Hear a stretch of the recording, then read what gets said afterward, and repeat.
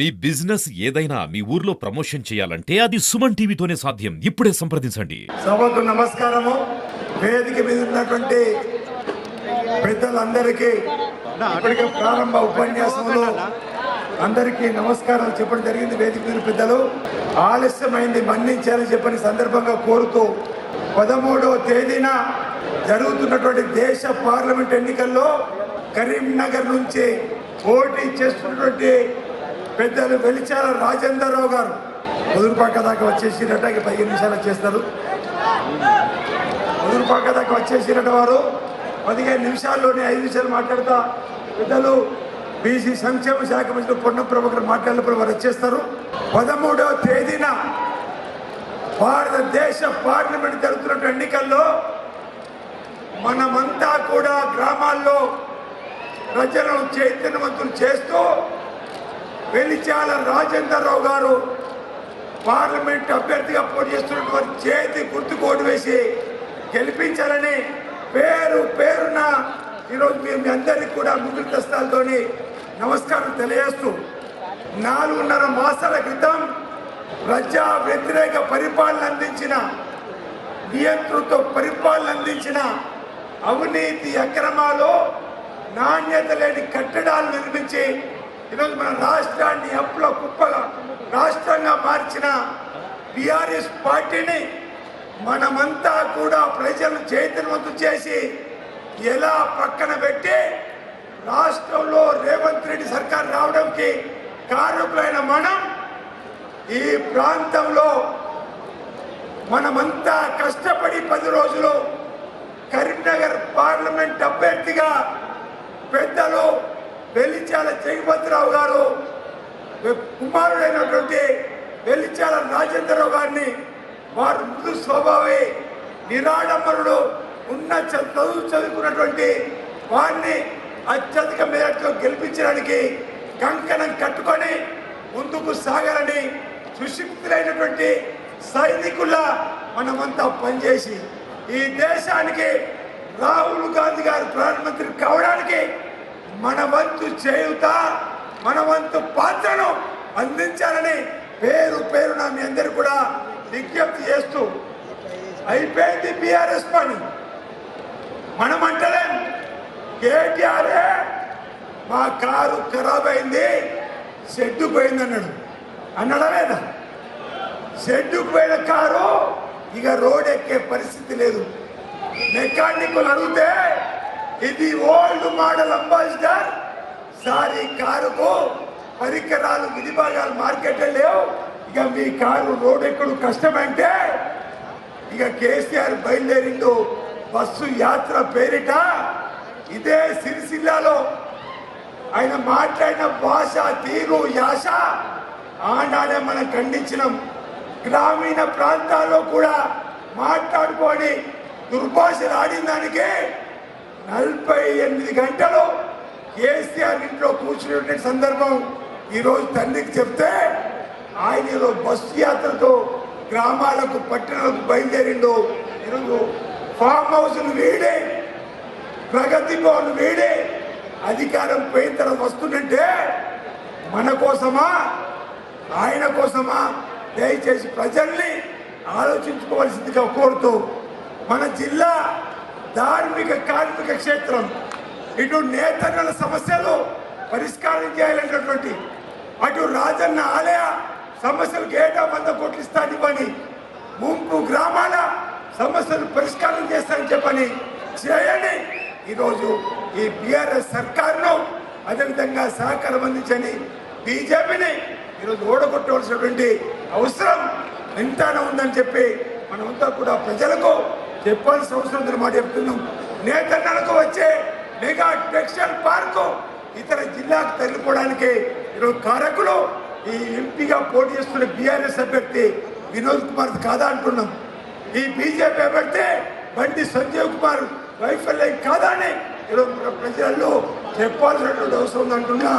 ఏటా 100 కోట్లు ఈరోజు రాజధానికి ఇస్తానివ్వని ఈరోజు బీఆర్ఎస్ వైఫల్యం ఉంటే ఈరోజు కిషన్ రెడ్డి గారు పర్యాటక శాఖ మార్చిలో ఉన్న ఆ కోటా నుంచి ఈరోజు ప్రసాద్ పథకం ద్వారా మన ఆలయాన్ని తీసుకురావాలి. రాజన్ నాలయానికి నిధులు తేలే అంజన్ నాలయానికి నిధులు తీసుకురావడంలో విఫలమైన బండి సంజయ్ కోటేద్దామని ముంపు గ్రామాలకు డబుల్ బెడ్రూమ్ తేకపోతే రాజీనామా చేస్తున్న బండి సంజయ్కి ఓటేద్దామా దయచేసి ప్రజలు చైతన్యం చేసి ఇద్దరికి అవకాశం ఇచ్చినాం. ఈసారి మూడోసారి పోటీలో ఉన్న మన వెలిచాల రాజేందర్ రావును గెలిపించాలని చెప్పి ప్రజలందరికీ ఈ సందర్భంగా విజ్ఞప్తి చేస్తూ ఒకసారి అవకాశం పొన్నం ప్రభాకర్ గారికి ఇచ్చినాం. ఆనాడు కాంగ్రెస్ పార్టీ ఆధ్వర్యంలో తిరుపతికి రైలు వచ్చింది, కన్నర్ పాస్పోర్ట్ కార్యాలయం వచ్చింది, సిరిసిల్ల వేములవాడలో కార్మికులకు ఆసుపత్రి వచ్చింది, అనేక పాఠశాలలు వచ్చినాయి. ఏం చేసినావు వినోద్ కుమార్ అంటే, ఏం చేసినావు బండి సంజయ్ అంటే ఏది లేదు, ఏది లేదు.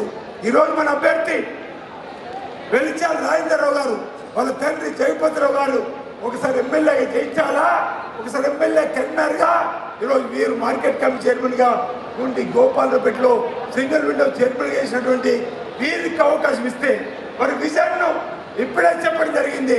ఈ జిల్లాను, ఈ ప్రాంతాన్ని, ఈ నియోజకవర్గాన్ని ఏ విధంగా నేతన్నలను, రైతన్నలను ప్రజల అభివృద్ధి పత్రంలో తీసుకొని పోతానని ఒక విజన్ మనం ముందు పెట్టేట్టు వారికి ఒకసారి అవకాశం ఇచ్చి చూద్దామని ప్రజలందరూ కూడా ఈ సందర్భంగా విజ్ఞప్తి చేస్తూ బీఆర్ఎస్ వైఫల్యం, బీజేపీ వైఫల్యం, శ్రీపాద ప్రాజెక్ట్ వేముల నియోజకవర్గంలో వెనుకబడిపోయింది. రైతులకు నిధులు తీసుకురాలే.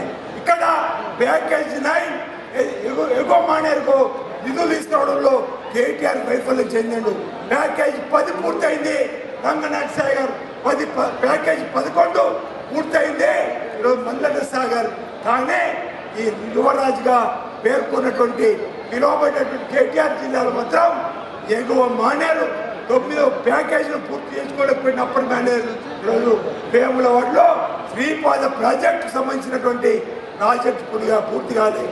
మరిపల్లి రిజర్వాయర్ కానీ, లచ్చపేట రిజర్వాయర్ కానీ, సరువులు ఎర్రచెరువు పట్టచెరువు కానీ, కలికోట సూరవ్ ప్రాజెక్ట్ కానీ, గుడి ఎడమ కాలువలు ఎక్కడ కూడా తప్పిన పాపాన పోనీ ఈ రెండు ప్రభుత్వాలకు తగిన బుద్ధి చెప్పాలని, ముంపు గ్రామాలకు డబుల్ బెడ్రూమ్ అని మోసం చేసిన ఈ రెండు పార్టీలకు ఈరోజు తగిన గుణపాఠం చెప్పాలని ఎన్నికలు చెబుతూ ఈరోజు మాట ఇచ్చినాం. ఈరోజు ముంపు గ్రామాలకు ఈరోజు ప్రభుత్వం వస్తే 5 లక్షల ఇంధనం ఇస్తామని అసెంబ్లీలో మాట్లాడినాం. తప్పనిసరిగా ఈరోజు దేవాలయం అభివృద్ధి చేస్తాం, ఇదే విధంగా సాగునీటి రంగం తీసుకొస్తాం. ముంపు గ్రామాల్లో ఇంధనం ఇల్లు కూడా తీసుకువచ్చి వాళ్ళ సమస్యను పరిష్కారం చేస్తున్న మాట కూడా ఈ సందర్భంగా చెప్తూ పెద్ద రేవంత్ రెడ్డి గారు గౌరవ ముఖ్యమంత్రి కూడా ఈ అంశాలన్నీ కూడా తెలుసని మాట చెప్తూ ఈరోజు బండి సంజయ్కి మనం తగిన శాస్త్రీయ ఎన్నికలు చేయాలి. పొన్నం ప్రభాకర్ అన్న తల్లిని తూలనాడినటువంటి, తల్లిని విమర్శించినటువంటి తల్లి ఎవరికైనా, మాతృమూర్తి ఎవరికైనా కన్న తల్లిలాగా మనం గౌరవిస్తాం. అలాంటిది ఓ తల్లిని చూడకుండా ఇష్టానుసారంగా మాట్లాడిన బండి సంజయ్కి ఎన్నికల్లో తగిన బుద్ధి చెప్పాల్సిందిగా ఈ సందర్భంగా మనం చేస్తూ ఆఖరికి ఒక మాట, ఈరోజు బండి సంజయ్ అన్ని గ్రామాల్లోకి వస్తూ అక్షంతలు వచ్చినాయని చెప్పని ఓ భావోద్వేగాన్ని రెచ్చగొట్టే విధంగా ఒక ఆయన హిందూ అనేటువంటి భావన కల్పిస్తుండు. మనమంతా హిందువులం కాదా? ఈరోజు లౌకిక దేశంలో అన్ని మతాలను గౌరవించడం మనం భావ్యంగా భావిస్తున్నాం, వారిని గౌరవిస్తున్నాం. హిందూ ముస్లిం బాయి అంటున్నాం, మైనారిటీ సోదరులందరూ కూడా గౌరవించి ముందుకు పోతున్నాం తప్ప ఎవరి మతాన్ని కూడా అగౌరవపరచకుండా ముందుకు పోతుంటే ఆయన ఎన్నికల్లో మతాన్ని రెచ్చగొట్టి గెలవాలనుకుంటుండు. నరేంద్ర మోడీ కూడా 2 సార్లు ఎన్నికలైనాయి అంటే 2 దఫాలుగా ఎన్నికలైపోయినాక ప్రజా నేటి వ్యతిరేకం ఉందని ఆయన ఇష్టానుసారంగా మాట్లాడుతుండు. బండి సంజయ్ కూడా మతాన్ని అడ్డు పెట్టుకుని గెలవాలనుకుంటుండు. ఈ అంశాన్ని మనం ప్రజల్లో నేను చెప్తా ఉన్నా, మీరు కూడా చెప్పాలని చెప్తున్నా. గ్రామాల్లోకి వచ్చి అక్షంతలు వచ్చినాయి అంటుండు. ఏ రోజు రావాలి అక్షంతలని అడుగుతున్నాం.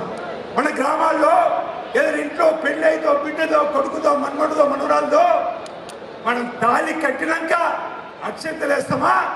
పెళ్లి పత్రికలు పంచినాడే అక్షంతలు పంపిస్తామా? ఒకసారి ఆలోచన చేయండి.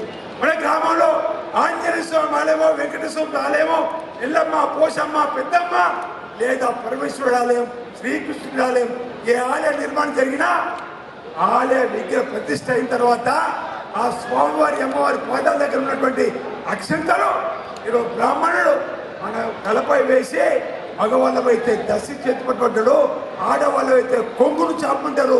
అందులో వేసి అక్షంతలు తీసుకొని వెళ్ళి మీ ఇంట్లో తల్లిదండ్రులకు మీ భార్యకు ఈరోజు మీ అక్షంతలు మీ పిల్లలకి వేయమని చెప్తే అది శుభము, అది ఆ కుటుంబానికి ఉపయోగపడుతుంది. అది బండి సంజయ్ చేసిన ఆలోచన. అసలు అక్కడ అయోధ్యలో రామాలయం నిర్మాణం పూర్తగాలే, రామాయణం రాముడి విగ్రహ ప్రతిష్ట కానేలే, రాముడు కొలువే తీరలే, రాముడి పట్టాభిషేకం కానేలేదు. కానీ నెల రోజుల ముందు అక్షంతలు పంపించారు. ఇది మనకు శుభమాని అడుగుతున్నా, ప్రజలకు చెప్పాలని చెప్పి సందర్భం కోరుతున్నా. ఎప్పుడు నిజంగా బండి సంజయ్ బీజేపీ నాయకులు అడుగుతున్నా, నిజంగా మా ప్రాంతంపై మా ప్రాంత ప్రజలపై మీకు శుభం జరగాలనుకుంటే రాముడి విగ్రహ ప్రతిష్ట, రాముడి కళ్యాణం జరిగి రాముడి పట్టాభిషేకం జరిగిన తర్వాత ఆ అక్షంతలు తీసుకొచ్చి మాకు ఇస్తే శుభం. కానీ ఈరోజు ఎన్నికల కంటే ఈరోజు ముందు అక్షంతలతో రాజకీయం చేస్తున్నటువంటి బండి సంజయ్ కూడా తగిన బుద్ధి ఈరోజు మనం చెప్పాలని చెప్పే సందర్భంగా మనవి చేస్తూ చేతు గుర్తు ఓటు వేసి పెద్దలు వెలిచాల రాజేంద్ర గారిని గెలిపించవలసిందిగా పేరు పేరున విజ్ఞప్తి చేస్తా ఉన్నా. అందరికీ ఉదయపూర్వక నమస్కారం తెలియజేస్తున్నా. చేతి గుర్తుకే, చేతి గుర్తుకే, చేతి గుర్తుకే కాంగ్రెస్ పార్టీ.